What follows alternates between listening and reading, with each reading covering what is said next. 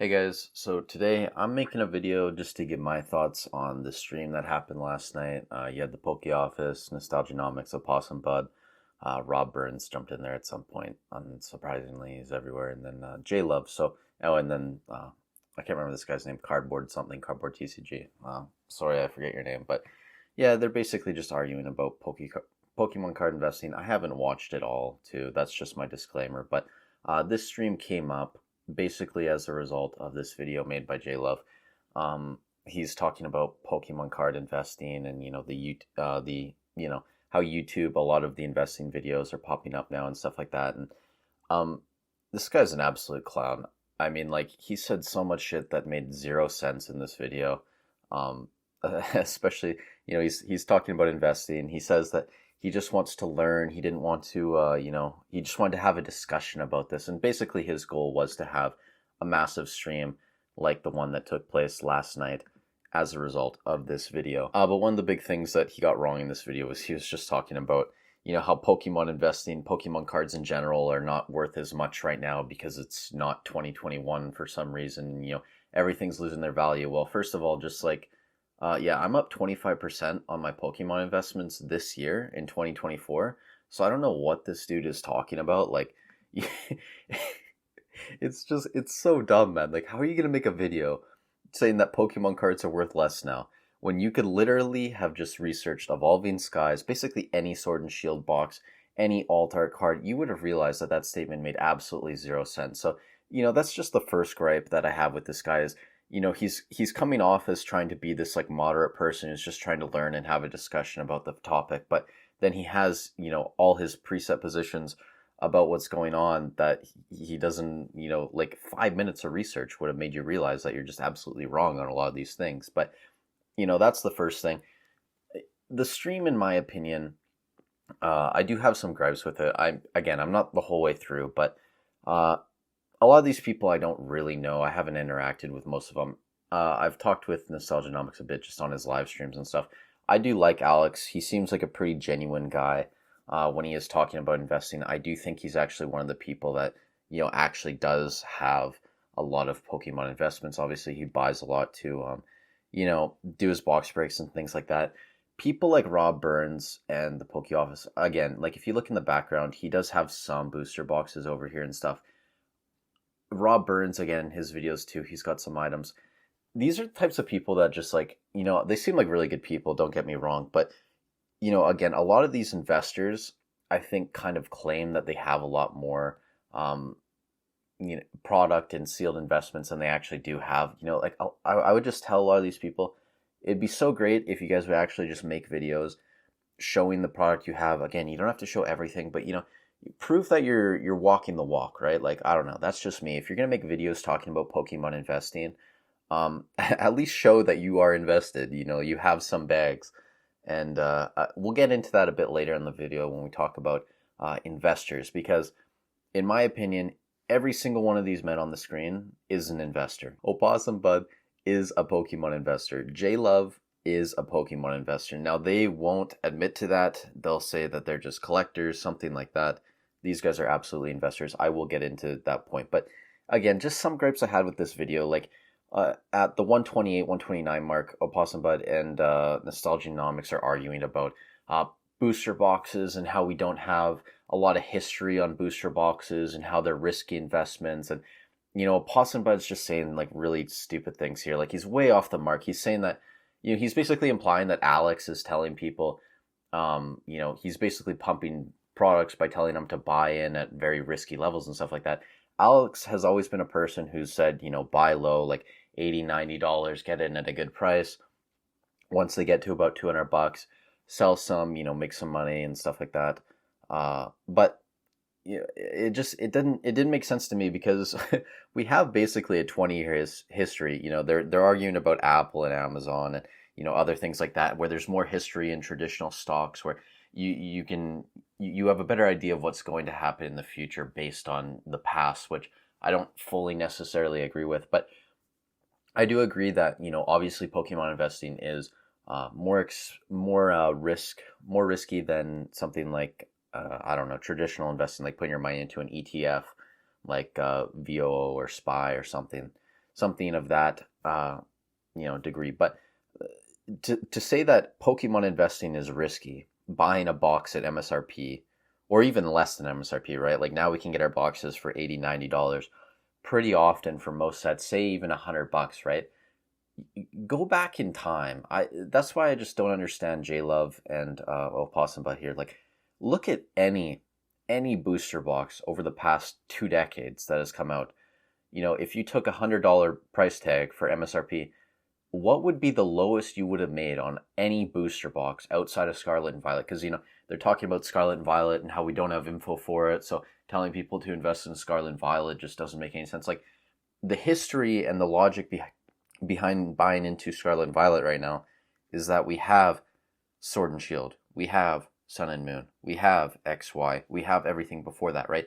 So I do understand that maybe Scarlet and Violet won't perform as well as Sword and Shield, at least some of these boxes that we have out right now. But to say that buying a booster box at $80-$90 isn't going to be, or is rather going to be a risky investment in the future, just it makes no sense to me. Because when you look at even terrible sets in the past, like Steam Siege or Crimson Invasion, like these things have still doubled and they're terrible sets.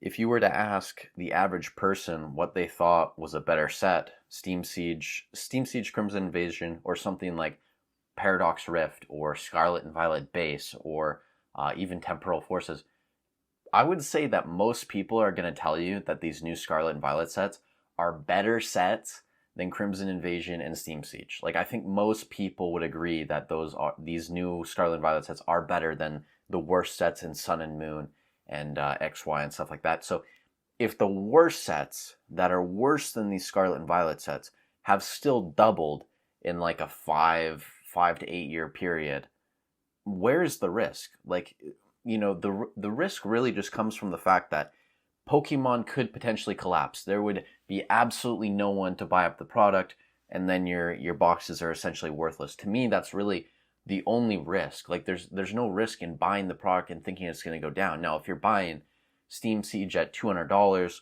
or Crimson Invasion at that level, sorry, I don't even know what Steam Siege is at now, but the point is, if you're buying right now, sure, over the next 10 years, they could come down in price, right? But the odds of that happening are incredibly low, and that's just based on, the history of what we can see. Like, we have a 20-year history. We can look at booster boxes. Obviously, if you bought at the height of COVID, which would have been a very stupid time to buy, like, even, that's why I'll give more credit to Nostalgianomics. Like, he said he sold most of his stuff at the height of COVID, just because most of his vintage stuff, because it just didn't make sense to hold on to it. And it's like, yeah, anyone with half a brain would have seen that things 10xing, 15xing, 20xing or more in a year's period or so. Yeah, that's not sustainable. But buying in 2024, when we're apparently in a lull in the hobby, but apparently in a lull according to J Love, but I'm up 25%, so tell me how that works. But yeah, just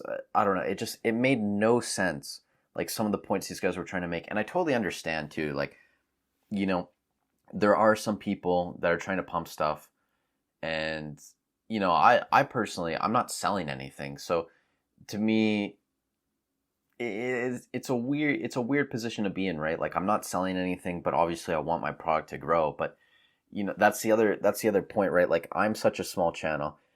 These guys are talking about, Poke Office talks about this, how even his best videos are only getting like 5K views.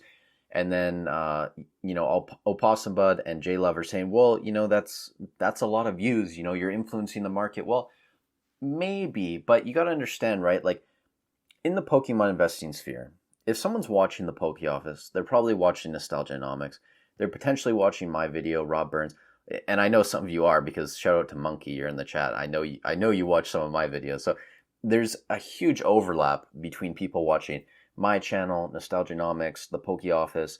Again, I forget this guy's name, Cardboard TCG or something like that. Sorry, I forget your name, man. But again, there's a huge overlap, right? Like, a lot of people that watch my channel probably even watch Opossum Bud, right?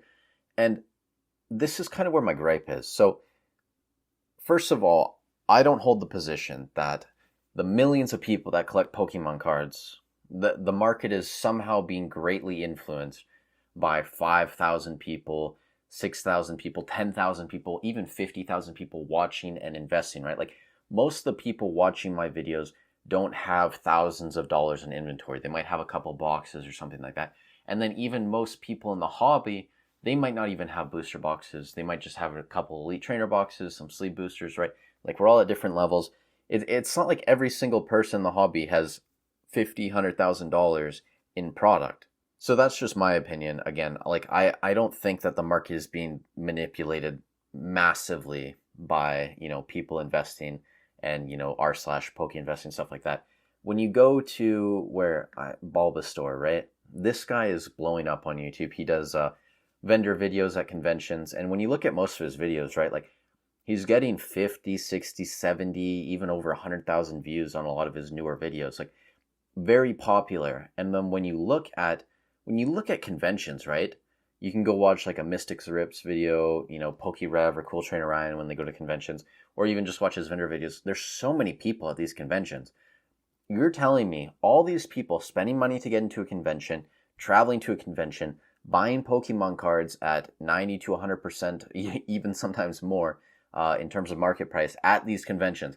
You're telling me that all these thousands and thousands of people going to this are doing absolutely nothing to the overall market, and it's just the sweaty investors at home buying up product that are affecting Pokemon card prices. Like in one of his newest videos, Dylan, I'm pretty sure it's Dylan, the Bulbasaur, he bought like 5 or 6 what were they, like PSA 10 Umbreons, the Moonbreon, and they were all gone by the end of the convention. Like you're telling me that those are just investors at the convention buying these up.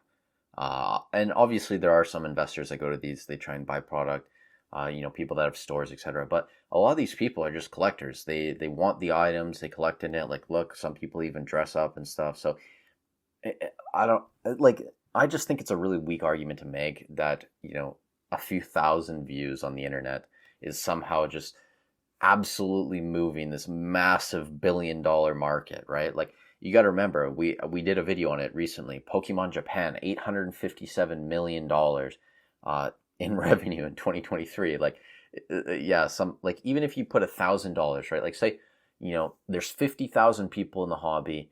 They each have $1,000 invested, which probably is a bit more. That's like what, $50 million? Like, it's a drop in the bucket when you look at, the overall market, and that would just be for like.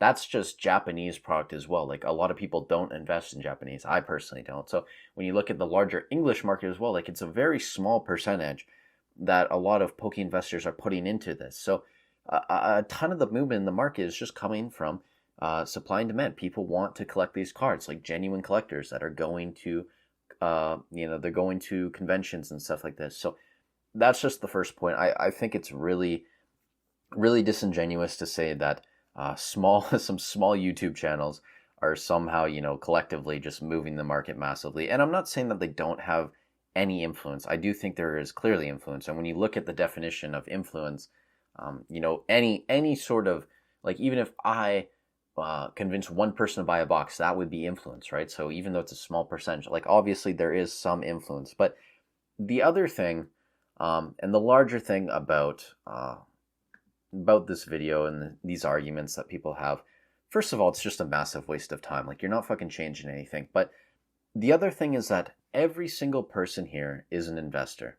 And what do I mean by this? Well, even if you take someone like J-Love, right? Like 20,000 subscribers on YouTube, or you look at Opossum Bud, who's, around 20,000 as well. These guys are making money off of Pokemon. This, maybe not through the same product, but these guys have massive channels on YouTube, and they're making money through their channels. So if you look at the definition of invest, right?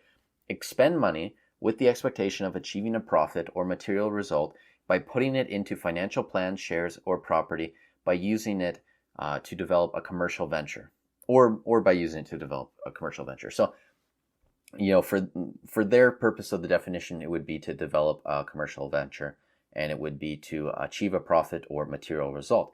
Material result obviously would be to get tons of subscribers and build your brand on YouTube, and to make a profit would obviously be ad revenue or affiliate links and stuff like that, which both of these guys are doing. So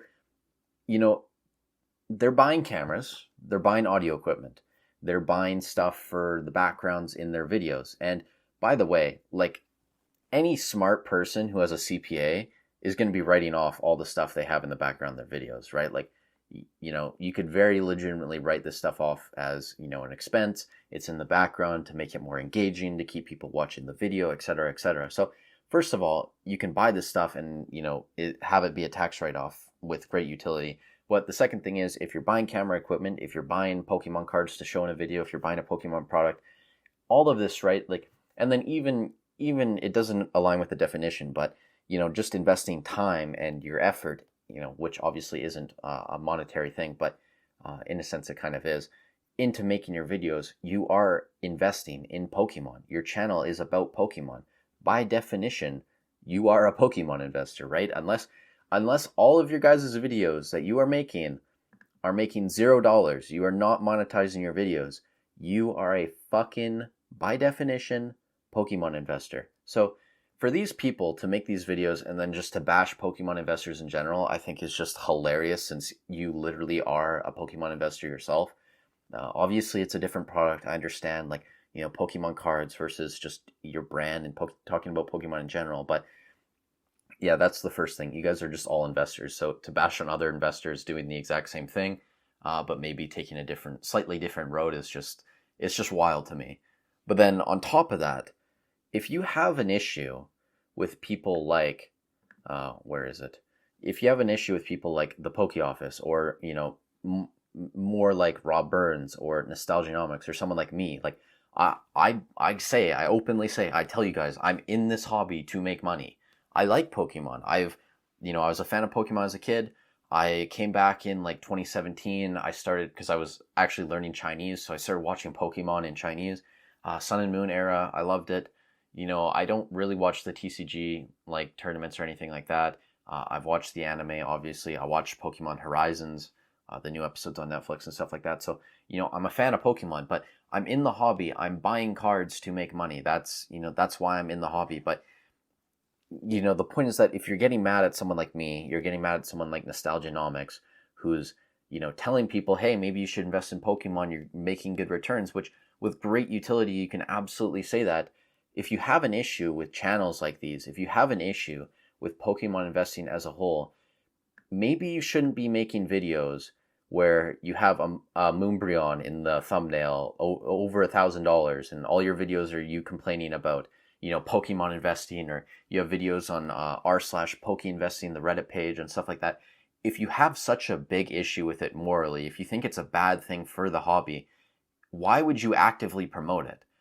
The only reason I can see that you would actively promote it is because you care less about your hobby than you do about making YouTube money. You would rather make a video, get 9,000 views, get 20,000 views, cash out $100, $200 for an hour's work to record the video and edit and upload it, than you would actually care about how that negatively affects your hobby. So I just think it's just insanely disingenuous, a lot of these people. And you'll see them now. Like, if you go watch a lot of these YouTubers' videos, like JLove, a lot of other, Poketubers that were making content that wasn't based around investing. They were just, opening packs and stuff like that. You'd see a lot of these channels are starting to die out, and they were getting less views because no one really wanted to watch that type of content anymore. Now they're shifting into talking about Pokemon investing. And I just think it's really funny because, if it's something you're so morally against and you don't like it and you think it's a bad thing, and you think that people telling other people to buy boxes and to invest and, make money, like, oh, God forbid you buy Fusion Strike at $200 Canadian or whatever it is, and, oh, look now, where's it at? Let's see. I'm just genuinely curious here. Total return. Oh, you could have bought, when I told people to buy a Fusion Strike box at $200, now it's 330 Canadian. Like, God forbid you tell people to buy a box at MSRP and they make 50% on their money in a few months. Like, oh, so terrible. But yeah, I mean, look, if you're really that morally against people investing in Pokemon and people telling other people to buy product and invest it, and you think that this is so bad for the hobby, don't make content around it, okay?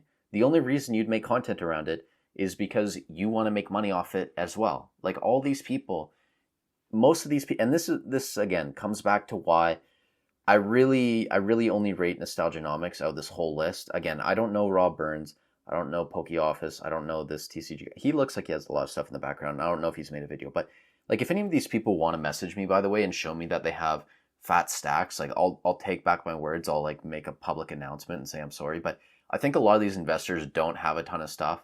They're YouTubers, right? They're here to make money off YouTube. They're in a niche like Pokemon investing and investing in general, right? Like you're gonna have higher RPMs. That's another reason why a lot of these YouTubers like Opossum Bud, like J Love, like a lot of these other Pokemon YouTubers that were opening product or just talking about other parts of the hobby, if they talk about investing, if they talk about that, YouTube's going to pick up on that. Their algorithm's going to change what they're promoting on these videos, and they're going to see higher RPMs, which means that the creator is going to make more money, and they're also going to reach a different audience, right? Like if their audience before was just solely for card openings and things like that, if you reach that different audience about investing, you bring in new people to your channel. So it's just a win-win to talk about this thing, right? From a monetary perspective from these people, but just to be so morally against things, but then to actively promote it at the same time is just idiotic. And yeah, I don't know. That's kind of the whole point of this video. And my whole rant is that you're just wasting your time, guys. Like, again, this is entertainment. So if you're watching this for entertainment, go for it. If you want to spend 4 hours listening to people talk about the market and things like that, sure, have at it. I mean, personally, I'm 90 minutes in. I don't think that the next 2.5 hours is going to change anything for me. I could be wrong, but again, people are going to buy stuff. People are going to sell stuff. The market is way wider than just a few thousand people, even up to 50,000 people on r/pokeinvesting or whatever you want to call it. Market for Pokemon cards is massive. The market for collectibles in general in wider culture, like baseball cards, anything like Tamagotchis, stuff like that. Like the collectible market in general, watches, what else? Like just everything is popping right now, right? And it's becoming a new cultural phenomenon. So what I would be more worried about if I was investing in Pokemon, I'm not worried about too much risk right now, but I would start to worry if I see less convention videos from someone like the Bulbasaur. If I see, very few people lining up to go into a convention and buy stuff. If I see less people watching PokeRev, if I see less people watching like what's his name, Ryan something, Card Collector 2, I think, on YouTube. He does like he goes to conventions as well. He has a store. He buys like sports cards and stuff like that mainly. If people stop watching those videos, if conventions slow down, if people stop watching people like PokeRev, other YouTubers like Cool Trainer Ryan, things like that, that's when I would start to say that there's more risk in the hobby. And that's when I would start to be more worried. But right now, conventions are still popping. Again, look at PokeRev. Like this guy's, these are his live streams. First of all, I did watch this live stream when he opened this first edition box and then pulled the Charizard. Absolutely insane. 650,000 views. So yeah, Pokemon collecting and, the hobby in general, still alive and in a healthy state. If you look at his videos too, like this guy's pumping one out basically every day or every couple days. He's pumping one out.